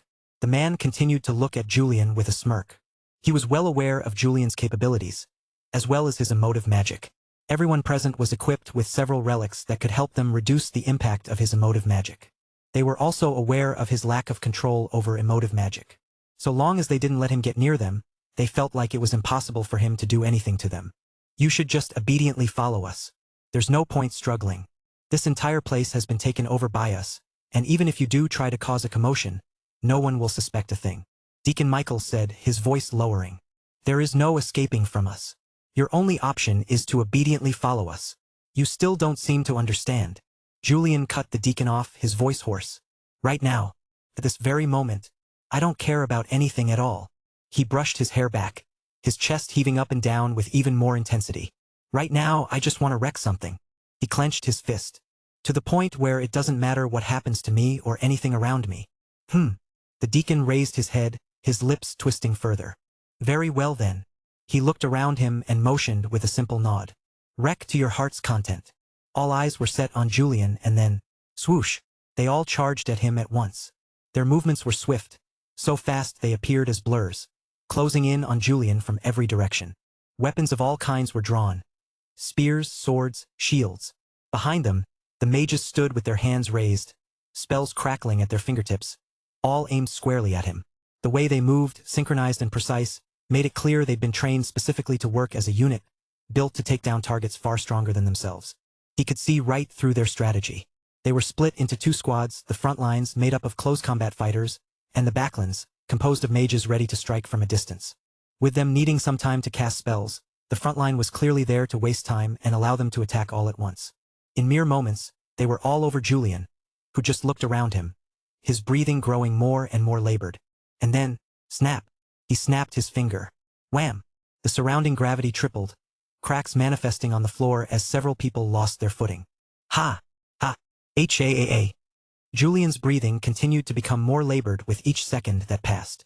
Looking around him, his eyes became even more bloodshot, with traces of red trailing down the side of his eyes as something within his chest threatened to explode out of him. Not yet. Not yet. Julian mumbled in his mind, threads manifesting all around him and shooting upwards, piercing the ceiling before shredding and falling down as a rain of needles. Watch out! Careful! Show. It happened so fast, and with such precision that not everyone managed to dodge. A few were grazed by the needles before they even realized what was happening. At first, it didn't seem like much, just a minor injury, but it soon became clear that that was the furthest thing from the truth, as their entire body suddenly started to weaken. Curse magic! Ah! The needles are imbued with curse magic. Even though they realized what had happened, it was too late. Thump! Just like that, several people fell at once, their bodies limping on the floor as they struggled to gather energy. No, not enough. Julian looked around him. He was still surrounded on all sides. Looking back, he could see he was merely dealing with the weaker ones. This was not enough to appease his current state. HAAA. His chest continued to burn, fiercer than ever before, the pain threatening to consume his entire body as he pressed his foot forward. Bang! A spell suddenly flew in his direction, hitting him squarely in the shoulder. The pain barely registered in his mind as he turned to look at the one responsible for the attack. Julian didn't hesitate to point his finger in his direction as a thin wire shot in his direction, piercing him directly in the same spot he had hit him. The shoulder. Ach! A scream pierced through the room, only for it to be drowned by a rain of spells as they all shot in Julian's direction. In the exact moment the spells shot in his direction, Julian imagined a pink orb in his mind, his entire muscles tensing and squeezing as he lowered his head. Bang! Bang! The sea of spells soon crashed on him, hitting him in all directions. Heck! Blood spilled out of Julian's lips as he barely managed to withstand the impact of all the spells falling on him. His clothes were shredded, and blood leaked from all sides of his body. Charge up! Charge up! He's almost down. Frontliners, add pressure and wait for the mages to attack again. The situation didn't look great. With the constant pressure from the front line, Julian had no time to deal with the mages. Clank! As a red orb appeared in his vision, he directly punched a nearby sword away before trying to rush towards the back. Attack! Don't let him get past. But it was useless. There was no passing the front line, and soon, another wave of spells arrived. Shoot! Bang bang! Ugh! Julian's body skirted back, his steps shattering the wooden floor beneath, as he just barely managed to keep himself on his feet. Ha! Ha! Now more than ever, his breathing was extremely labored. His vision was blurry, and the surroundings seemed distant. Staring at his state, the deacon smiled. All that talk for nothing. I didn't even get to do a thing. He almost felt disappointed as he shook his head. He had somewhat expected a harder challenge. What does the saint see in someone like this? Without much thought, the deacon glanced towards the corner of the room where a figure had been waiting. With a nod, the figure slowly melted away, appearing behind Julian. At the same time, he had to remind in a low voice, "Make sure not to kill him." The shadow didn't say anything and merely stabbed towards Julian's back. Spurt. Blood sprayed everywhere as Julian's figure froze on the spot, his eyes widening as his head slowly turned to see the figure standing behind him. The deacon smiled then and retrieved his communication device. "It's Dawn. I." His words were cut short by Julian's hoarse voice as it rang across the entire room. Slowly reaching out for the dagger that had pierced his back and made it all the way to the front, Julian spat out blood as he slowly smirked. "Have been waiting for you." The boiling feeling he'd kept buried since the beginning erupted all at once, unleashed on the figure looming behind him. Anger, and soon, ah! A blood-curdling scream reverberated throughout the room as the figure behind Julian let go and held onto his head. Ah! His screams continued as he started to rip his hair. Julian turned around then, his hand quickly reaching for his face before a thread directly pierced through his skull. Thump! Silence returned. Ha! Ha! The only sound that echoed was the sound of Julian's breathing as his bloodied figure slowly turned to face the stunned deacon. "I took care of the most, troublesome one." Julian's voice came out again, this time even more hoarse than before. "Now, Allah, that is left is you. This had been Julian's goal the entire time. He wasn't worried about the deacon, nor the people around him. He was worried about the one he couldn't see.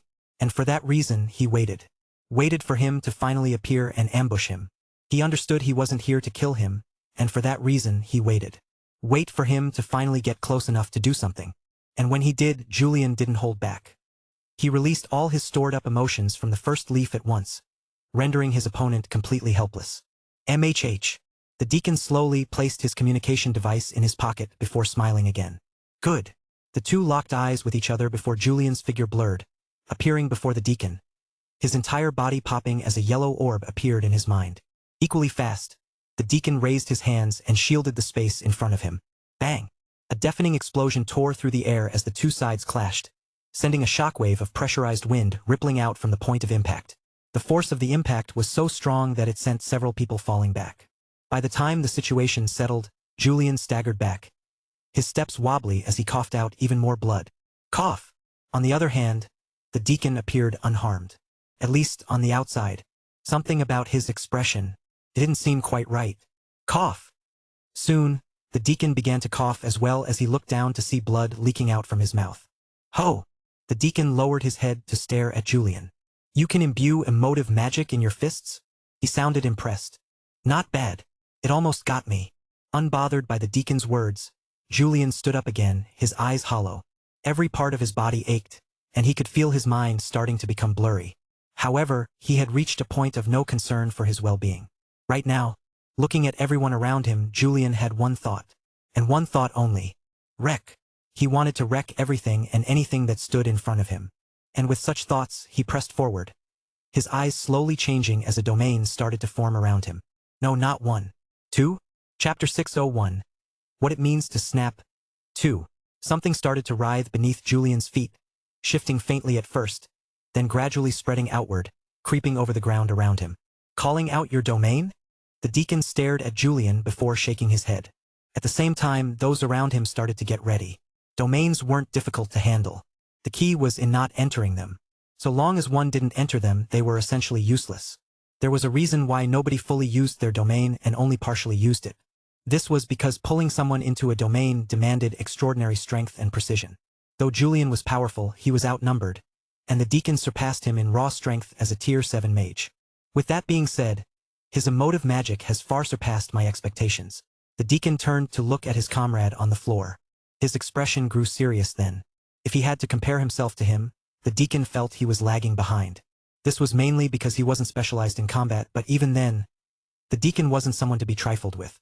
The fact that someone stronger than him had been defeated by Julian, further adding to the fact that they were all equipped with tools capable of handling high-level emotive magic, it became incredibly clear that Julian's emotive abilities were far beyond what he had originally expected.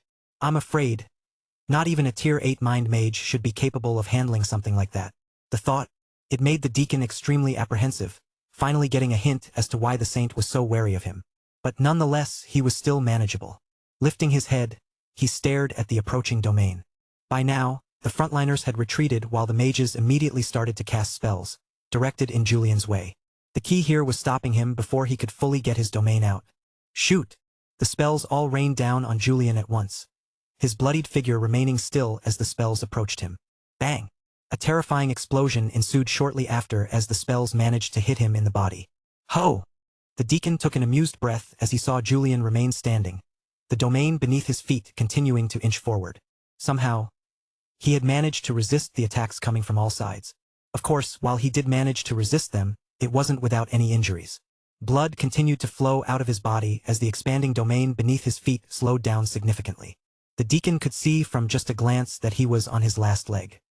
He just needs a little push. He thought about going forward to finish things, but hesitated. He was reminded of what had previously happened when someone got too close, and immediately felt apprehensive about moving forward. Taking a deep breath, he calmed himself down. There's no need to act. He's on the verge of collapse. I should play it safe. The deacon was just cautious by nature. He didn't want to take unnecessary risks when everything was flowing well. And so, lifting his head and looking at the mages, he shouted, "Shoot again." Bang! The spells rained down on Julian again, his figure shaking, and the domain beneath him stopping completely, almost moving back. Then, thump! Unable to hold on any longer, Julian stumbled to his knees, his chest rising and falling as blood dripped down the floor. Another wave of spell was about to fall on Julian when the deacon raised his hand. Stop! Everything ceased the moment he spoke. Silence filled the surroundings. With all eyes on Julian, the deacon remained standing where he was. It's impressive how you're still clinging to your domain, even though your body is about to give up on you. The deacon's praise was real. Julian's body was clearly on the verge of breaking down, and yet, he still stubbornly clung to the idea of expanding his own domain. The deacon shook his head, lifting his hand to beckon the frontliners to move forward. Given that they couldn't kill him, they had held back quite a bit. The losses were quite heavy, but given the importance the saint had placed on him, the deacon could only obediently follow. Make sure to be careful. Don't kill him. Just him. Pausing mid-sentence, the deacon frowned. He suddenly started to have a bad feeling as he looked around him. However, regardless of where he looked, he couldn't notice anything strange. Even the domain that had been expanding out of Julian's body had completely stopped moving. In that case, everything was well. Why did? It was then that he saw it. The slow, yet shaky curl of Julian's lips as he slowly raised his head to look in his direction. The deacon's heart clenched then as his mouth opened, but by then it was too late. The space beneath him wiggled, and the surroundings turned completely dark. What the? The deacon looked around him, his expression unable to hide his shock as he found himself within the confines of a domain. But how? He had been so sure to keep his distance away from the domain he had been trying to expand out of his body. It was logically impossible for him to be able to trap him in his domain. Unless, a distraction? No, that's not possible. I felt it. That was his real domain. It wasn't an illusion. However, it felt different than this one. Indeed, what he felt from the previous domain was different from the one he was currently within. But how could it be different? There was no way it could be different. No way unless... That's impossible. Waves rippled in the deacon's heart as he looked around him. It was dark, and he felt completely isolated from the world. He couldn't see, hear, or sense anything. Just pure empty darkness. I need to calm down. He's still weaker than me. Taking a deep breath, the deacon calmed himself down. Even if he was within Julian's domain, and he was put at a disadvantage, he was still stronger than Julian. Not only that, he wasn't alone. There was no way for Julian to handle him. It shouldn't take long for him to break through the domain and escape. I'll do that. The deacon channeled his mana, a terrifying pressure bursting out from his body as a series of magic circles manifested around his body, floating in the air. The deacon's sharp eyes scanned the surroundings in search of some sort of point he could exploit. While brute forcing his way out wasn't impossible, he didn't want to completely waste his mana unless something unexpected occurred. He also felt that it would lead him to become extremely vulnerable, which didn't align with his cautious nature. There! As if sensing something, the deacon's gaze quickly fell towards a certain spot in the distance, and a burst of light shot in that direction. Shio! The speed of his attack was instantaneous, arriving at its intended target in a matter of seconds. Ah! A scream pierced through the darkness shortly after, throwing the deacon off. Stupefied, he looked in the distance to see one of his men on the ground, a gaping hole in his chest. Shit! The deacon cursed, realizing he had been duped. Anger boiled from deep within his chest as the realization hit him, and his eyes scanned the surroundings sharply. Where are you? He shouted, his voice booming throughout. Don't think you can win with just this. All you're doing is delaying time. Quickly give up resisting and come with me amicably. I've been holding back the entire time for the saint's sake. The last thing I want to do is kill you.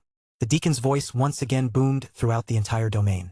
However, even as he spoke, he received no response back. Instead, he felt several different spots around him squirm. His body twitched the moment he felt them, but he held himself back. He felt they were the same trap from before. Who? The deacon took another deep breath, his expression twisting from the boiling rage building up on his body. I can't kill him. I can't kill him. I can't kill him. Over and over, he had to remind himself that he couldn't kill Julian. Things would have been a lot easier if he had the authority to do so, but the saint's orders were law. He had to respect the law. This is your last and final warning. If you... The deacon's words were cut short as he felt something coming from beneath his feet.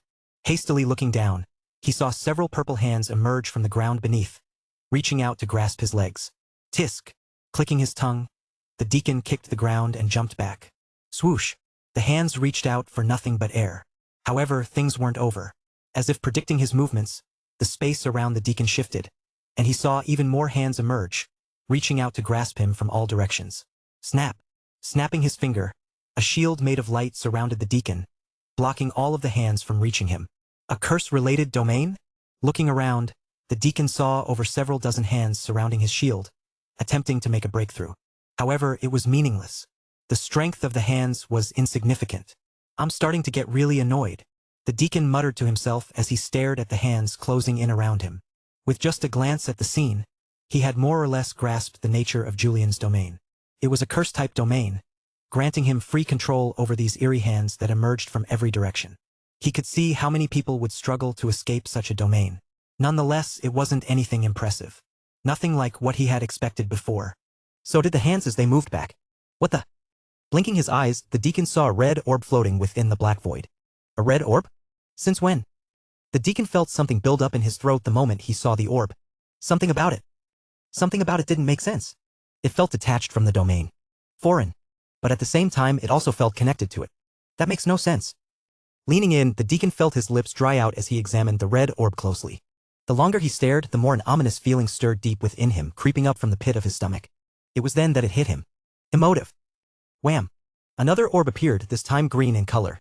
The deacon's eyes widened all of a sudden as the creeping feeling from before intensified. Wham! Wham! Purple, blue, pink. Orbs continued to manifest around him, slowly filling the space around him. In the blink of an eye, orbs of all colors filled the space. The deacon felt his breath leave his body as he looked around him. A possibility manifested in his mind as he stared at the orbs, but he quickly shook his head.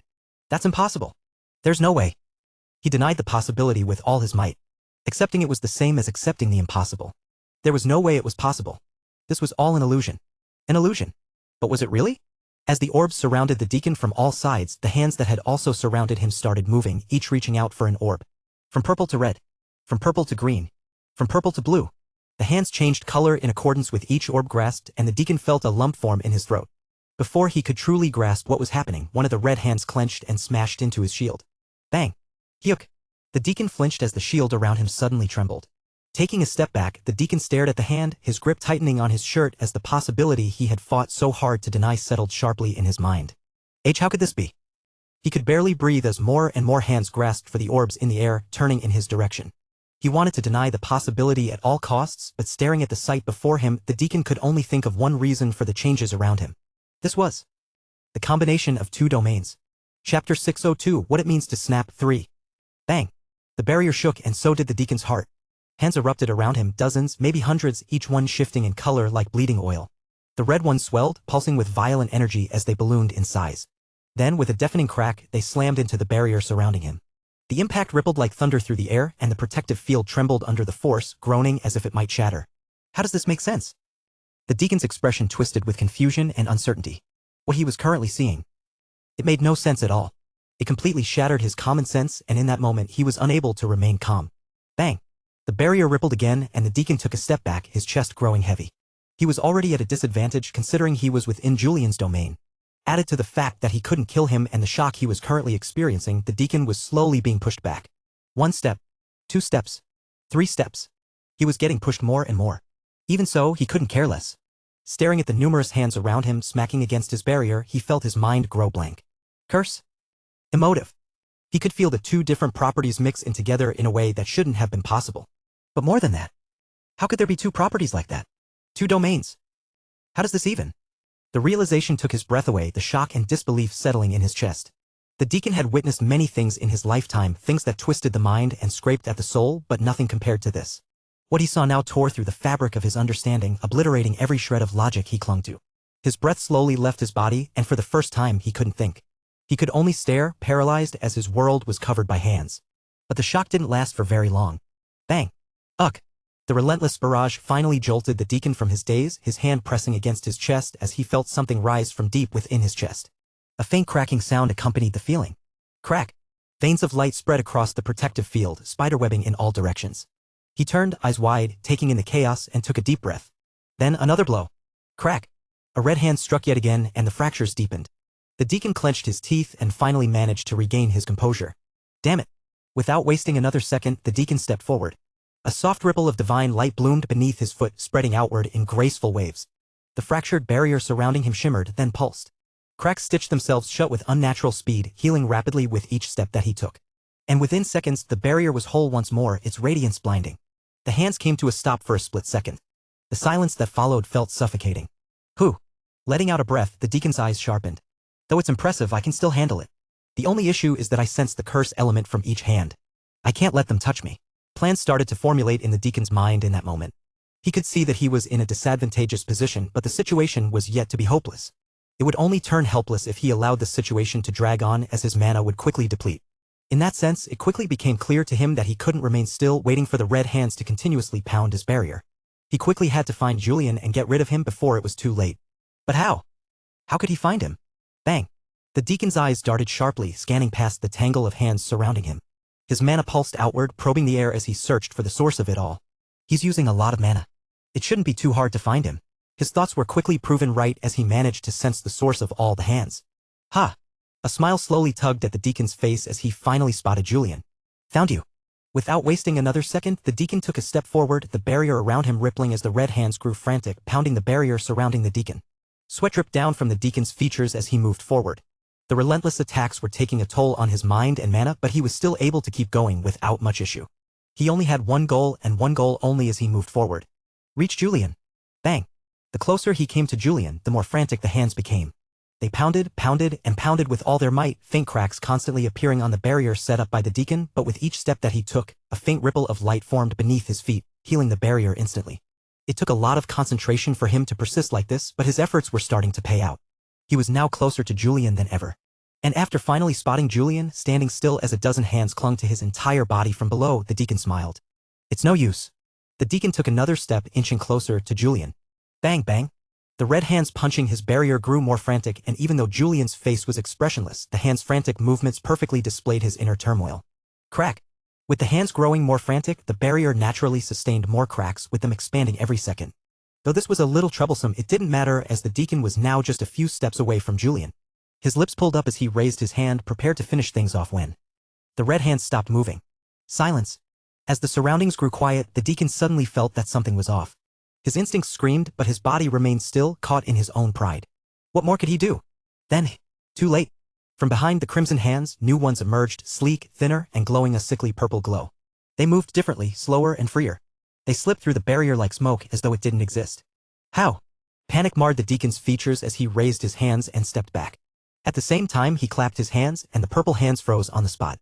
They were noticeably weaker than the red ones, but he couldn't afford to let them touch him. The deacon thought things had calmed down, but that was the furthest thing from the truth. With the sudden lapse of concentration, the barrier around him started to flicker as the red hands from before came to life again, smashing against the barrier in rapid motions. Bang! The barrier finally cracked, and the hands frantically moved towards the panicked deacon. Damn it! His eyes turned bloodshot all of a sudden as numerous magic circles floated around him, each one shooting a light beam in the direction of the red hands, shattering them at once. In just a few breaths, over half of the red hands were gone. The deacon was just about to sigh in relief when there's more. Green hands emerged from behind the red hands. They were thinner and slimmer than all the other hands, and the moment they moved, the deacon's eyes shook. Fast. Too fast. He quickly tried to cast another barrier around his body, but the moment he tried to do so, the purple hands surrounding him started to move, filtering through the incomplete barrier. To make matters worse, the red hands were still coming at him from all sides, and unable to focus on everything at once, he felt something touch the bottom of his foot. His entire body froze as his head rigidly lowered to see a green hand clamping onto his ankle. Shit. The deacon's heart sank. At the same time, a certain sense of weakness started to infiltrate his body, numbing his mind for a split second. It wasn't long. Just a split second. But that was enough for the numerous green hands to reach him, clamping him in all directions.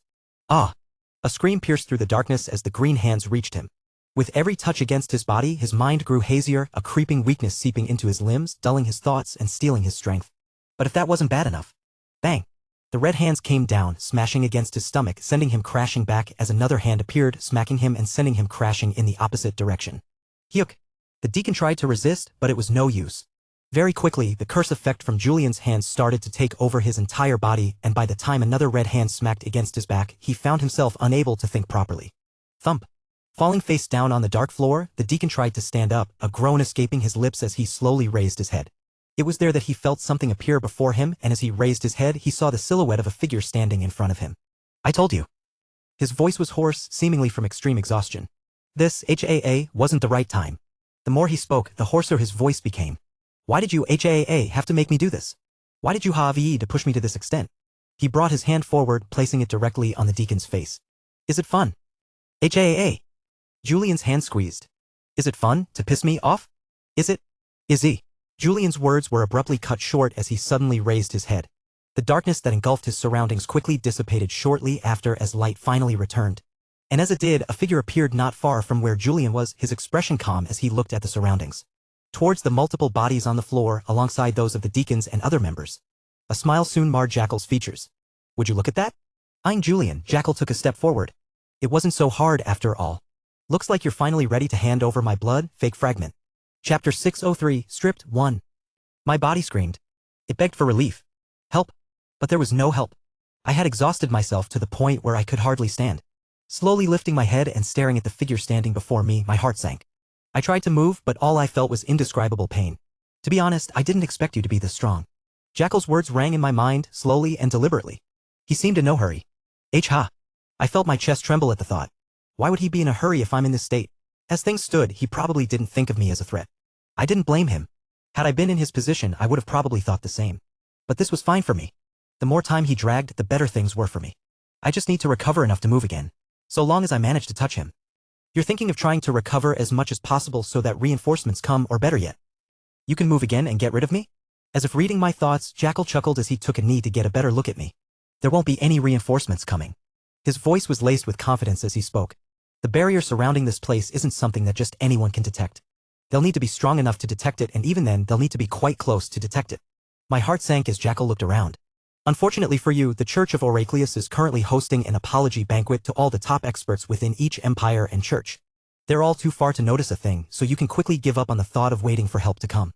Jackal stood up, reaching for his waist and slowly unsheathing a clean silver sword. He stared at his own reflection on it before pointing it in my direction. It's just the two of us at this moment. Me and you. He cracked a smile. Since you've taken care of everyone that I've sent, nobody will interfere. You don't like me, right? Now's your chance. I'll give you the possibility of fighting me. Staring at Jackal, I felt my teeth slowly clench. He was clearly taking pleasure in the situation. And yet I was helpless to do anything about it.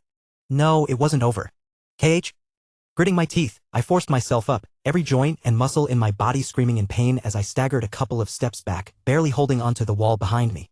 Jackal swung his sword a couple of times before casually leaning on it. Not bad. The fact that you can stand is impressive. I continued to remain silent, trying my best to catch my breath. At the same time, my eyes fell on the small creature in the distance. It was none other than Pebble. Not yet. Not yet. I only had one chance to turn the situation around. I planned on taking full advantage of Jackal's arrogance to take him down.